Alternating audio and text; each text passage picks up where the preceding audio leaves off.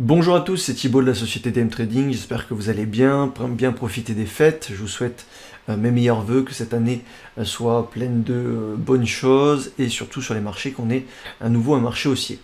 Je m'excuse pour le retard sur le plan d'action hebdomadaire puisque les week-ends sont chargés entre la reprise de la société, les accompagnements avec les clients et puis également en famille puisque on sort tout juste des fêtes, donc voilà, très peu de temps à donner, surtout le week-end, pour faire ce genre de vidéo sur le plan d'action hebdomadaire. On va reprendre tranquillement cette série.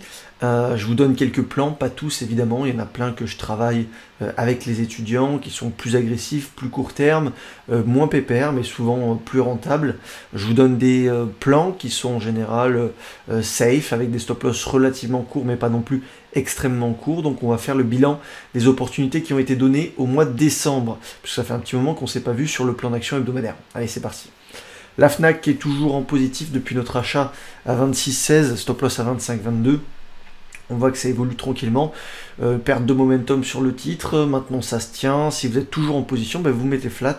Et puis, normalement, vous êtes sur un risque de 1 en cours. Donc, pas de là à s'exalter non plus. Mais vous avez une position qui est gagnante et qui doit être flat. Maintenant, voilà, on ne repassera pas sous le point d'entrée et en perte latente.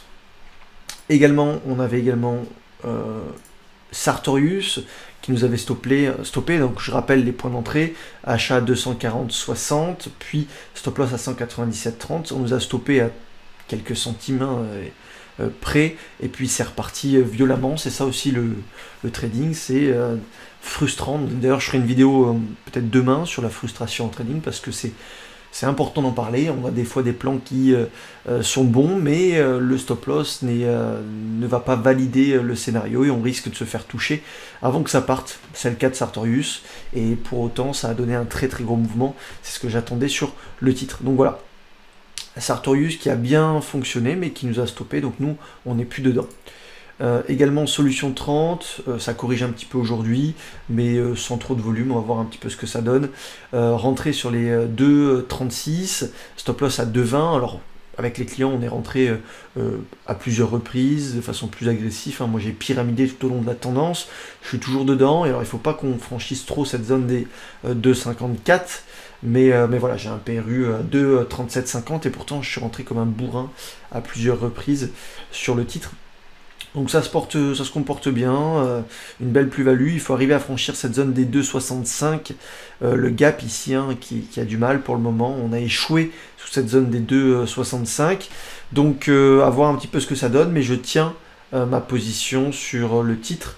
Une belle dynamique haussière qui s'annonce. Et on va voir si ça arrive à tenir cette zone 2,59, 2,58. On est en train de mécher là, bon, à voir un petit peu. Il faut qu'on réintègre les 2,60 pour être un petit peu plus sur. On a de la marge, on a quand même. Pour nous stopper flat, il faudrait que le titre descende de quasiment 7,5%, ce qui nous laisse de la marge. Normalement, vous avez peut-être soit pris des profits, soit vous êtes toujours en position. Pour ma part, je tiens ma position sur solution 30. Donc un joli gain en cours, c'est sympa. Autre trade. Donc la Fnac, on en a parlé, Solution 30, on en a parlé, Sartorius, on en a parlé. Je vous avais présenté 4 opportunités aussi. Donc ALTR n'a pas déclenché son achat. Pareil pour Carrefour, pareil pour NVG. Mais par contre, Jacquet Metal a déclenché à 18,32 avec un stop loss à 17,98. Risk reward de 3, de 4 atteint, donc ça c'est validé. On a un joli gain sur Jacquet Metal, et puis vous voyez que ça n'a pas duré longtemps, puisque dès que le marché a corrigé dans son ensemble, on a un actif qui corrige là aussi, donc attention aux actifs comme ça qui pump, et il faut prendre des profits dès qu'on a des gros risk reward, surtout sur le marché européen. On n'est pas sur des actifs qui vont non plus révolutionner leur secteur, leur industrie, donc voilà, il faut prendre nos profits, pardon, et puis ne pas trop s'attarder sur le titre. On va évidemment garder un reliquat, on sort potentiellement pas toute la position. Moi, je ne sors jamais la totalité de ma position, mais voilà, ce genre de titre-là, peut-être se contenter d'un risque de 3 ou 4 sur une partie de la position. Donc voilà les plans, ça se déroule plutôt bien. Alors on a tradé beaucoup le marché américain avec les étudiants. Hop, alors, je vais vous montrer. Je sais pas pourquoi il s'affiche pas. Voilà, je vais vous montrer ça. Donc depuis qu'on a repris cette mini-série, on est sur une belle série de gains en cours, donc c'est pas mal. Évidemment, il y a plein d'autres opportunités, mais beaucoup plus agressifs. Et je pense que je vais vous donner des actifs sur le marché américain, même si le contexte aujourd'hui est beaucoup plus difficile que les 2 derniers mois, donc il faut être beaucoup moins agressif, diminuer sa taille de position, et on a plus de déchets, plus d'échecs, c'est normal. Donc voilà, à l'avenir je vous donnerai des plans sur le marché américain, je vais voir là un petit peu si je peux pas vous en donner quelques-uns, mais le contexte me déplaît un petit peu. Alors concernant les plans pour cette semaine, bon il y en aura très peu puisque le contexte de marché n'est pas bon, c'est ce que je disais juste avant. Mais voilà, j'aime bien DBV qui est en train de se reprendre, avec une première impulsion ici qui fait depuis les plus bas 50%, puis on corrige, et on voit qu'il y a une faible volatilité qui est en train de se créer, grâce à l'indicateur, la contraction de l'offre. Donc ça peut être une première latéralisation avant une nouvelle jambe haussière. Maintenant le contexte n'est pas bon, il faut être prudent. J'ai tenté une première position début de semaine dernière qui s'est soldée par un petit stop loss. Donc rentrée ici, stop loss court ici. Pourquoi pas s'y réintéresser en cassure des 1,85 éventuellement pour surfer et pourquoi pas dans un premier temps aller chercher les 2 euros.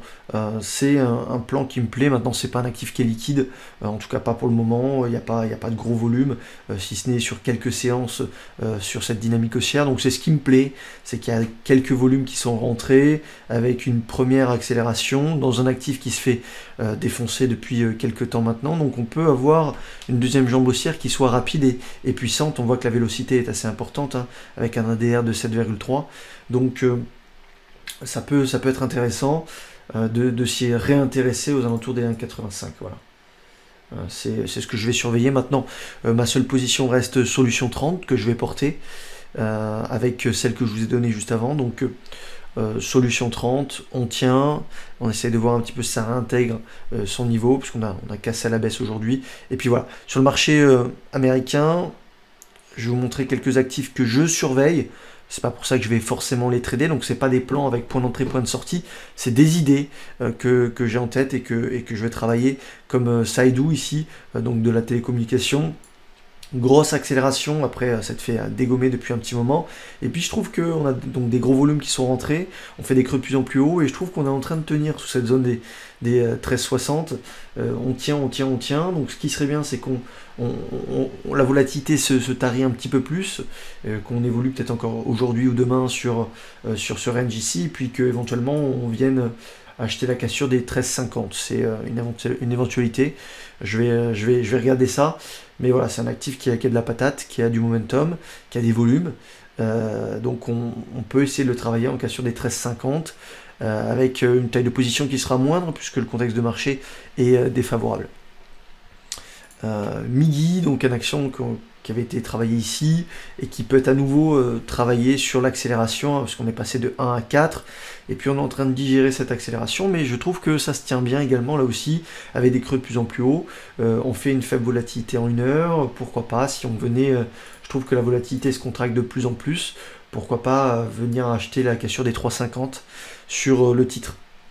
Là aussi, petite taille de position puisque le contexte n'est pas favorable. Et puis dernière action que je surveille, CVRX dans le domaine de la santé, grosse accélération là aussi, un actif qui cartonne et qui est un petit peu perché, on est dans une tendance assez vieille, mais voilà, qui accélère fortement et qui fait une faible volatilité, donc pourquoi pas à nouveau travailler cette dynamique haussière, un actif qui est proche de ses derniers plus hauts historiques, donc qui a de la patate, qui est acheté par les institutions.